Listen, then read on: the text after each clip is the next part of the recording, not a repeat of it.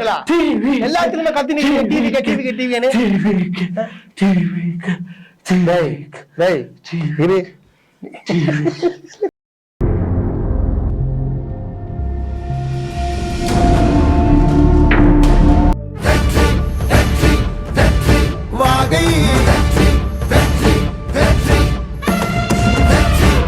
Welcome to Vijay stock and welcome to another video. ரீசெண்டாக இப்போ நிறைய இன்சிடெண்ட் வந்து தமிழக வெற்றி கழகத்துடைய நிகழ்ச்சிகளில் நடந்ததை நம்ம பார்த்துருந்தோம். நமக்கு இதுக்கு பின்னாடி இவங்கெல்லாம் இருப்பாங்களா, இவங்க தான் காரணமாக இருப்பாங்களான்னு நமக்கு ஒரு சந்தேகம் தான் இருந்துச்சு. ஆனால் எங்கள் அப்பன் குதிரைக்குள்ள இல்லை, அதுக்கு பின்னாடி நாங்கள் தாண்டா இருக்கோம் மொத்தமாக அப்படின்றத ஒத்துக்கிற மாதிரி அவங்களாம் அதை கண்டென்ட்டாக எடுத்து வீடியோவை போட்டு மாட்டிக்கிட்ட மூலம் மயங்கி போன நம்ம திமுக கொத்தடி மிஸ். இன்றைக்கி அவங்க 2 பேரையும் தான் இந்த வீடியோவில் வச்சு செய்ய போகிறோம். எப்பயுமே அவங்கள நம்ம செய்யணும்னா நமக்கு கொஞ்சம் ஜாலியாக இருக்கும். ஸோ இன்றைக்கி இந்த வீடியோவில் அவங்க என்னெல்லாம் பண்ணியிருக்காங்க அப்படின்றத நம்ம பார்த்துருவோம். ஏன்னா ஃபஸ்ட்டே நீங்கள் பார்த்துட்டு வந்துட்டீங்க அவன் என்ன எப்படி கற்றுக்கிட்டு இருக்கான்னு. அது ஏன் கத்துறான், எதுக்கு கத்துறான் அப்படின்றதே நம்ம பார்க்கணும்ல. வாங்க ஒன்றா போவோம். அங்க ஒரு லேடி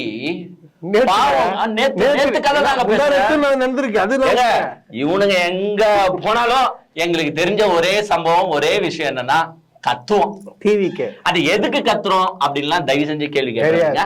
அதெல்லாம் எங்களுக்கு தெரியாது. எங்க தலைவர் வந்து சொல்லியிருக்காரு, டேய் கத்துங்க, எங்க போனாலும் நம்ம கட்சி பேர் வந்து மக்கள் கிட்ட போய் சேரணும், அதனால டிவிக்கேன்னு கத்துங்க. அன்றைக்கி பனையூரில் இந்த லேடி பண்ண பிரச்சனையை வச்சு நான் அன்றைக்கே உங்களுக்கு எல்லாருக்குமே நான் ஒரு அட்வைஸ் பண்ணியிருந்தேன். நம்ம இந்த மாதிரி பண்ணோம்னா அது நமக்கு தான் பேக் ஃபயர் ஆகும்னு. அது உண்மையாலுமே கண்டிப்பாக எல்லா மீடியாலையுமே உட்காந்து அதை பற்றி தான் கேட்டுட்டு இருந்தாங்க. இந்த மாதிரி நீங்கள் பண்ணலாமா, ஒரு பெண் உதவி கிட்ட போய் செய்யலாமா அப்படின்னு தான் பண்ணிட்டு இருந்தாங்க. பட் இதை வச்சே இவங்க வந்து இன்றைக்கி வந்து ஃபுல் அண்ட் ஃபுல் கலாய்க்கிறாங்க அப்படின்னும்போது எனக்கு ஒரு விஷயம் கிளியர் ஆயிடுச்சு. இது 100% இவங்க பண்ண ஏற்பாடு தான். அண்ட் அது மட்டும் இல்லாமல் எனக்கு அந்த பின்னாடி நின்று பசங்க கத்துனாங்க பாருங்கள், அன்னைக்கு அது தோணலை. டிவிக்கேன்னு கத்தும்போது இது வந்து டிவிகே தொண்டர்களாக தான் இருந்திருப்பாங்க, விஜய் ஃபேன்ஸாக தான் இருந்திருப்பாங்க அப்படின்ற ஒரு நம்பிக்கையோடு அன்றைக்கி பேசினேன் இந்த மாதிரி செய்யாதீங்கன்னு. ஆனால் இதை ஒரு கண்டென்ட்டாக எடுத்து இன்றைக்கி இந்த டிவிக்கே நீங்கள் கலாய்ச்சான் பார்த்தீங்களா. இதுலேருந்து எனக்கு ஒரு விஷயம் கன்ஃபார்ம் ஆகுது, பின்னாடி நின்னவன் உண்மையாலுமே விஜய் ஃபேன் தானா இல்லை டிவிகே தொண்டன் தானா. ஏன்னா ஒரு 2 பேர் கத்த ஆரம்பிச்சிட்டாங்க அப்படின்னா அந்த இடத்துல யாரெல்லாம் இருக்காங்களோ அவங்களாம் சேர்ந்து கத்துறது அப்படின்றது இயல்பு. அப்போ இந்த கத்துனா இவன் யார் அப்படின்ற விஷயம் வந்து இப்போ நமக்கு தெரியாது. அப்போ பின்னாடி நின்று கத்துறவன் ஏன் இவங்க செட் பண்ணி அனுப்பின ஆளாக இருக்கக்கூடாது? அந்த லேடி இவங்க செட் பண்ண அனுப்பின ஆளுன்னு கன்ஃபார்மாக தெரிஞ்சிருச்சு. ஏன்னு கேட்டிங்கன்னா ஒரு ஆர்டிசம் உள்ள ஒரு பையனை கூட வச்சுட்டு நிற்கிறாங்க, இப்படி கத்தலாமா அப்படின்னு.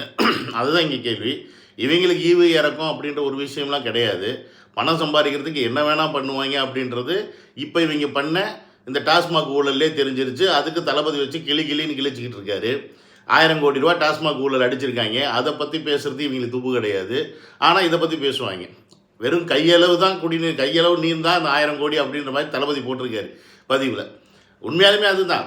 ஏன்னா வெறும் 1000 கோடி அப்படின்றது என்னை பொறுத்த வரைக்கும் அல்ப காசு அவங்களுக்கு. ஓப்பனாக சொல்ல போனால் ஒரு டாஸ்மாகில் ஒரு நாளைக்கு 2 லட்ச ரூபா ஒரு கடைக்கு வியாபாரம் பண்ணுறாங்க. சாதாரணமாக 7% 10% அதில் எக்ஸ்ட்ரா காசு விற்று வைக்கிற வகையிலே கிடைக்குது. மீன்ஸ் ஒரு கடைக்கே 20,000 ரூபா, 5000 கடை இருக்குது தமிழ்நாட்டில். ஒரு நாளைக்கு 100 கோடி ரூபா சம்பாதிக்கிறாங்க. அப்போ மாதத்துக்கு ஒரு நாளைக்கு 100 கோடினா அதில் 20 கோடி ரூபா, ஒரு 10% 10 கோடி ரூபா ஆச்சு. மாதத்துக்கு எவ்வளோ 300 கோடி, வருஷத்துக்கு என்னாச்சு? கிட்டத்தட்ட 3000 கோடி 3500 கோடி ரூபா வருஷத்துக்கு எடுத்திருக்காங்க. 4 வருஷத்தில் ஏன்னா கணக்கு இப்படி தோராயமாக கணக்கு போட்டதுக்கே 15,000 கோடி வந்துடுது. 12,000 15,000 கோடி. அப்படி இருக்கும்போது இவங்க வந்து வெறும் 1000 கோடி தான் எடுத்தாங்களாம். அதையும் சொல்லிட்டாப்புல. மேலே இருக்கவன் என்ன பண்ணான்னு தெரியல, கீழே இருக்கவன் என்ன பண்ணுறாங்கன்னு தெரியல, வெறும் 1000 கோடி தான் கணக்கு காமிச்சிருக்காங்க அப்படின்றது. அந்த லட்சணத்தில் இவங்க அரசியல் போய்கிட்டு இருக்கும்போது இவங்க எதெல்லாம் வந்து பேக் ஃபயர் ஆக்குவாங்கன்னா இந்த மாதிரி விஷயங்களை தான் ஆக்குவாங்க. ஸோ நம்ம இதில் ரொம்ப கேர்ஃபுல்லாக இருக்கணும் அப்படின்னு அன்றைக்கே சொன்னேன். அதை இந்த தற்கொலைங்க இன்றைக்கி நிரூபிச்சிட்டாங்க. ஸோ இந்த மாதிரி விஷயத்தில் இன்னும் கேர்ஃபுல்லாக இருங்க. அப்படி யாராவது இருந்தாங்க, அப்படி யாராவது லேடி வந்து பேட்டி ஈட்டி கொடுக்குறாங்க அப்படின்னா கண்டுக்காதீங்க, விட்டுருங்க. அவங்க வாட்டு பேட்டி கொடுத்துட்டு போயிடுவாங்க. நம்ம போய் நின்று கண்டுக்கிட்டாதான் நம்ம விஜய் ஃபேன் அப்படின்லாம் போய் அவங்ககிட்ட பிரச்சனை பண்ணால் தான் அது பெருசாக ஆக்குவாங்க. இல்லைன்னா அவங்க வாட்டுக்கு பேட்டி கொடுத்துட்டு போக போகிறாங்க, மீடியா எடுத்து போட போது அதுக்கு நம்ம பின்னாடி இந்த பதிலடி கொடுத்துக்கலாம். அதுதான் என்னுடைய பாயிண்ட் ஆஃப் வியூ. உன் கட்சிக்காரன் கொடி எடுத்துன்னு வரான், ஒரு மனுவை நீட்டுறான். ஏன்பா முதலமைச்சர்கிட்ட மனுவை நிறுத்தி வாங்க வர மாட்டாரா?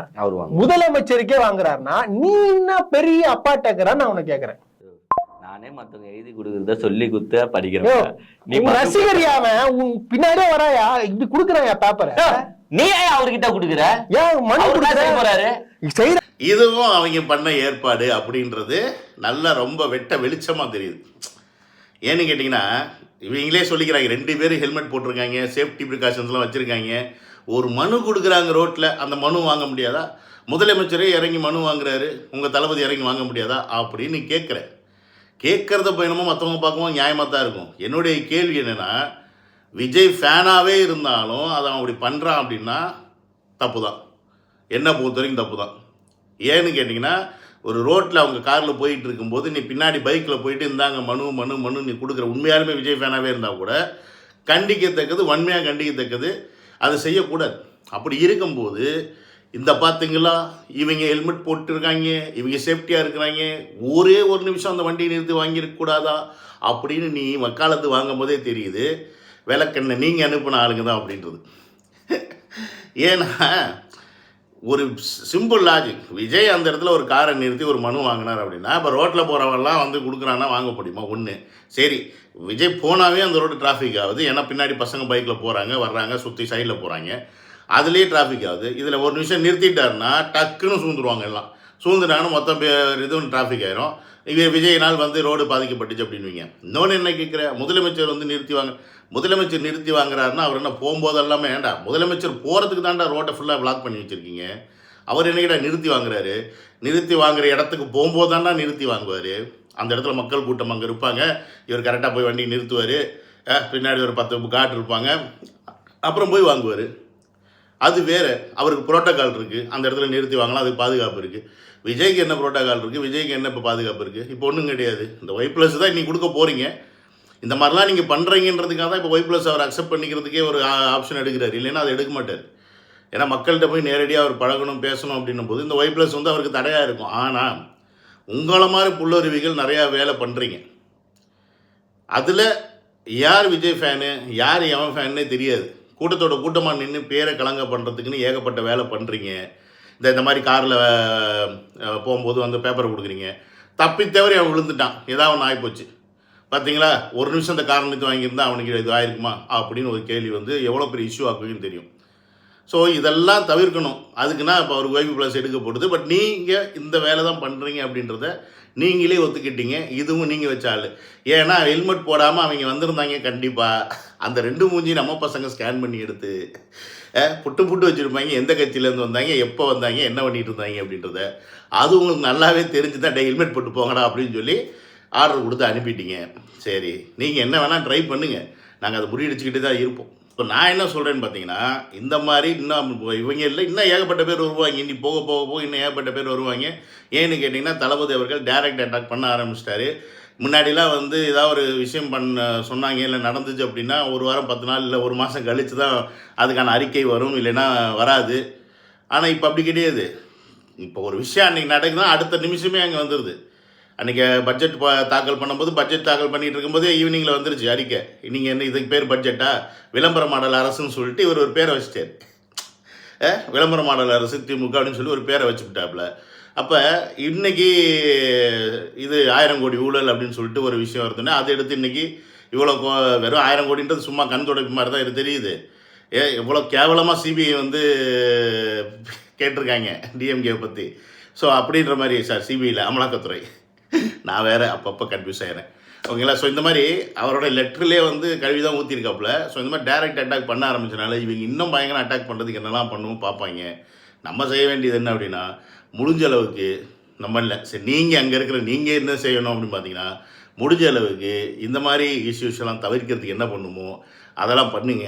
இவங்களுக்கு ரொம்ப நம்ம சான்ஸ் கொடுத்தோம், இவங்களே தான் கண்டிப்பாக செட் பண்ணுவாங்க, இல்லை சான்ஸ் இல்லைன்னா க்ரியேட் பண்ணுவாங்க. அந்த சான்ஸ்லேயே நம்ம மாட்டிக்காமல் இருக்கிறதுக்கு என்ன பண்ணுமோ அந்த மாதிரி ஒரு விஷயத்தை நம்ம வந்து முன்னெடுக்கணும். ஸோ கொஞ்சம் மூளை யூஸ் பண்ணோம் அப்படின்றதெல்லாம் இந்த வீடியோவில் நான் சொல்லிக்க ஆசைப்பட்றேன்.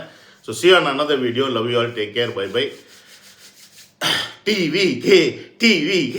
TVK அவன் சொன்ன மாதிரியே